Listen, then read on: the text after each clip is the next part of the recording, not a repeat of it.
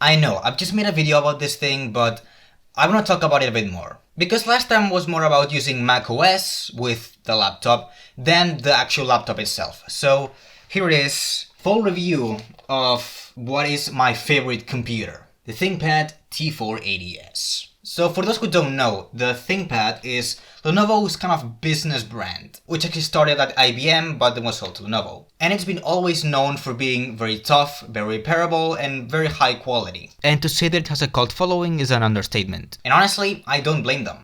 Holy shit. Spiderweb in here. Where was I? The ThinkPad cult following is actually for a reason. Because the reason of why people like ThinkPads is because there is basically nothing like this in the industry right now. And it's essentially the same reason of why business people liked it 20 years ago that now nerds that use Linux all the time like it today. Because it's also become the flagship Linux laptop. So anyways, my ThinkPad. I think that's the best middle ground of all the ThinkPad laptops that they are. So a T480S, and the S means slim. And yeah, you MacBook Air users are gonna look at this and say, oh, this is thin? Wow. Oh, my MacBook Air is so much thinner than your gigantic ThinkPad. And if you look at other ThinkPads, yeah. But on this, do you really feel the thickness compared to the MacBook Air? No. Because it's thin to the point where it's not really noticeable, and it's actually lighter than the MacBook Pro at least. And I already said this in the last video. Ports. Look. But oh, Thunderbolt is so great. I have it. Okay, before I continue, I have to say something. On the last video, some people didn't like my choice of computer. Let's bring them up.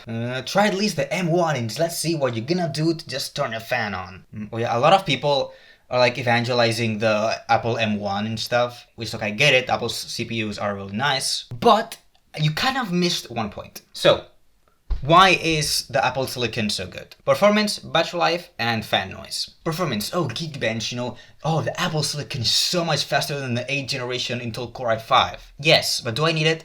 No. On the other side of this wall, I have a Ryzen desktop computer that is as fast or faster than the M1. I haven't turned that thing on in 5 months because this is fine for me. I can edit videos. This video was edited on this laptop. I can edit videos just fine. I have no need for more performance, so it's fine. Battery life, same. I get 6 to 8 hours of battery life on this. Totally fine. Fan noise, okay. Honestly, as long as I don't hear while watching YouTube videos, I'm fine. You can get a Type-C hub with all the ports you would ever need. Yes, you're right. I don't need one in here. That's it. Packaging with as soon as they would have a... I guess if you are a true diehard macOS person, stinks that Hackintosh will be dead in a couple of years. I don't use macOS anymore. yeah, actually I switched to Linux, Windows. macOS is just not as fast, and that's Apple's fault, actually. It's not Hackintosh or an Intel thing, it's actually Apple's fault. It's macOS that has a problem, because you get kind of the same results on a real Intel Mac. And a couple of Hackintosh quirks, annoying. I haven't tried Sonoma, so maybe I will try it. I don't know. But now I'm using Windows by force, which is totally fine. Premiere Pro runs. That's all that I care about. Also, I'm talking like I hate Apple or something. I used to own a MacBook Pro. It was my computer. The reason of why I don't like the MacBook is because I used one. I didn't like it. Anyways, I'm already done with this. Let's get to just talking about the computer, or else I make another video about Mac on the ThinkPad. So, I think that this is close to the perfect computer, for me, at least. I understand that not everyone has the same desires or even needs as me, but here's all of why I think that this, for me, is my perfect computer. Almost. First, peripherals. Keyboard, amazing. Trackpad, clicky, satisfying. Not the best, but it's pretty good and one of the best offerings in a PC, at least from 2018. Track point, actually pretty good. I'm actually quite a big fan of it. Buttons, very nice. Also want to say that the click on this, oh, it's a diving board. So after like half a year of not having a MacBook, I used my friend's MacBook Pro. I actually didn't really like the real low feedback that it has. Ports, I've already talked about that. It has basically everything that I could ask for. Ventilation, for being an Intel laptop, this has actually pretty good ventilation. Good job. And other stuff, it's pretty good. I genuinely like using this laptop. I feel comfortable, every button and everything that you touch is really smooth and nice, and it's pretty nice. I don't know, I just like it. And even though it's quite thin, it feels robust. Like, I wouldn't want to do this with a MacBook, but with this, I actually feel comfortable dropping this. Okay, 3, 2, 1. Wow, it works. Wow, I just dropped this computer. When I had my MacBook, I accidentally bumped into a wall and I dented it. So yeah, it's pretty tough. I've heard stories of people sending this thing, you know, really far, and like it still survives.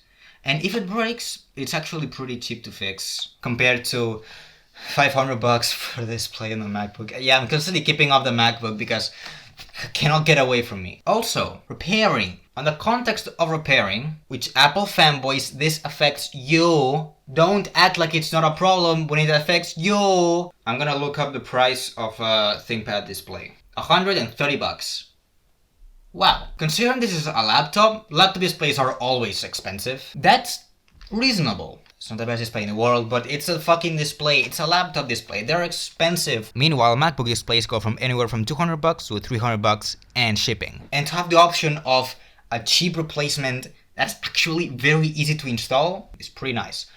Also, upgrading. ThinkPads have always been known for being repairable and upgradable. And to prove that, I'm going to change the 256 SSD on this with the 1TB one. I'm doing a speed run, world record. It's gonna go fast. Screwdriver, pick, 3, 2, 1. Damn it.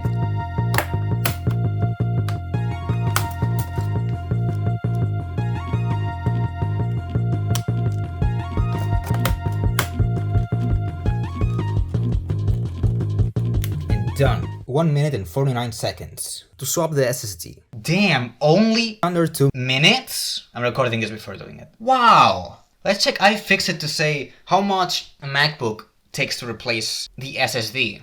Oh. Sorry. You can't do that. Oh, but you should have just upgrade the memory and storage just when you bought the MacBook. Apple charges like $800 for a terabyte? I've talked about this in the last video.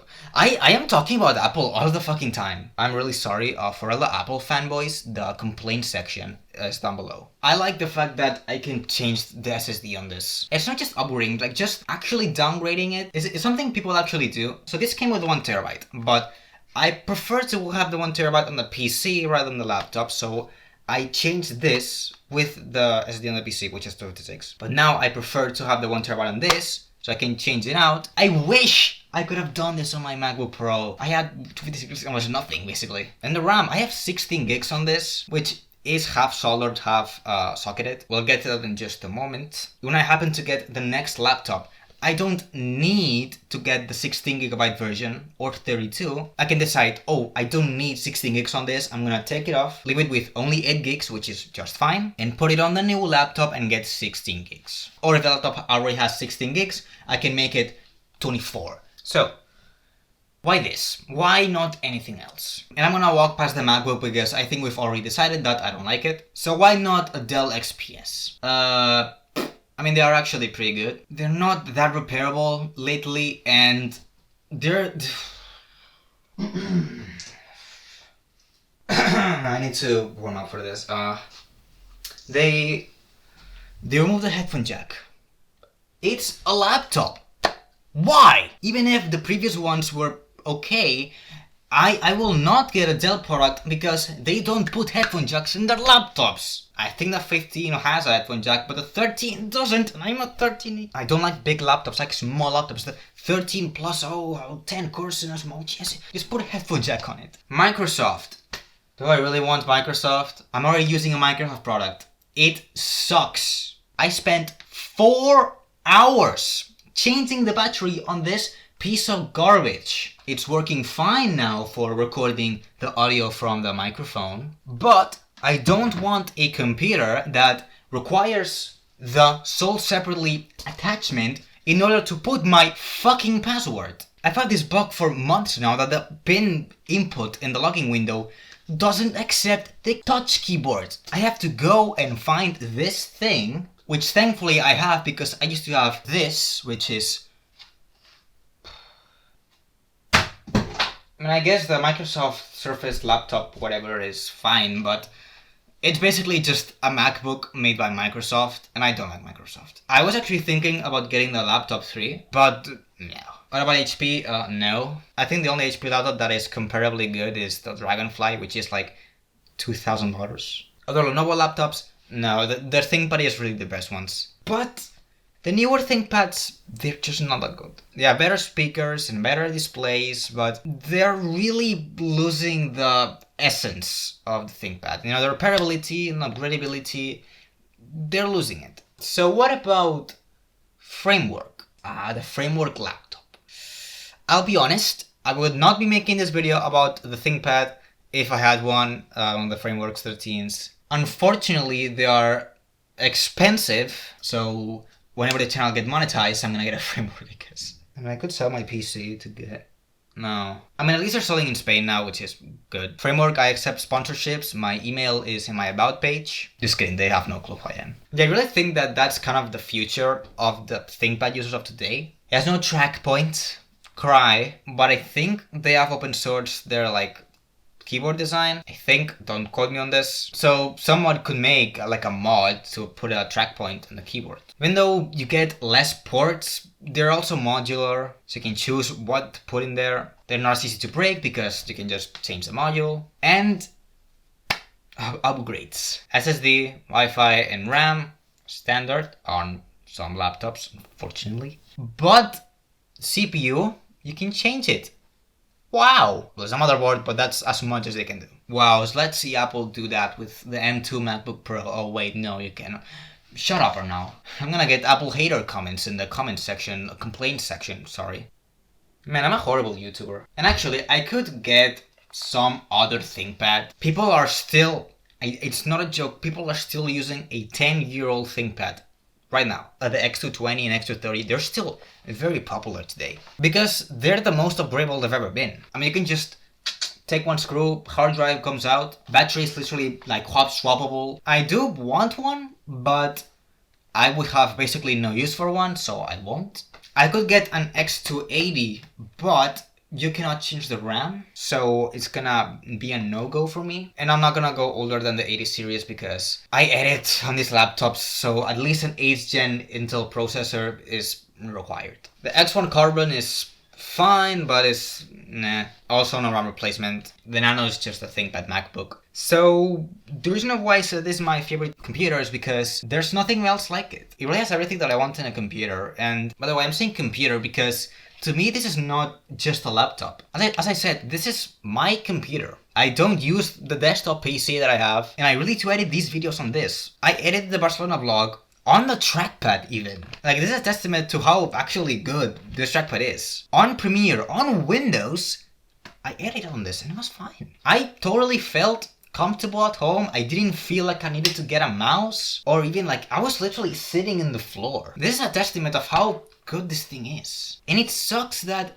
nothing else is really like this now. And yet the Framework, it's kind of goes close to it with, you know, how repairable it is, but they're still very expensive, and these ones you can get them for like 200 bucks. You know, I could lose this and I could buy another one for 200 bucks, no problem. And when I said this is my favorite laptop is that, and I really am kind of in love with this laptop actually, because even with its imperfections, I still really like it. And right now, I wouldn't really go with anything else.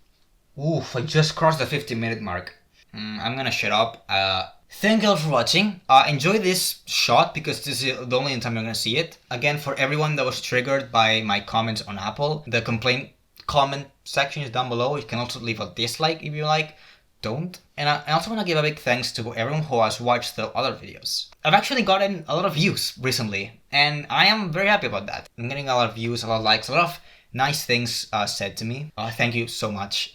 I've also doubled my subscriber count from like a couple of months ago. So again, thank you very much. I also know that I've been not making videos for much. School starting, and also I had some projects lined up that just didn't go anywhere, so I was left without a video. It's been like 40 something days. I'm sorry. Whoa, I really am a horrible YouTuber. Anyways, if you got a suggestion of what video I should make next, totally tell me about it. I am open to suggestions. So yeah, thanks for watching. I'll see you in the next one. Bye.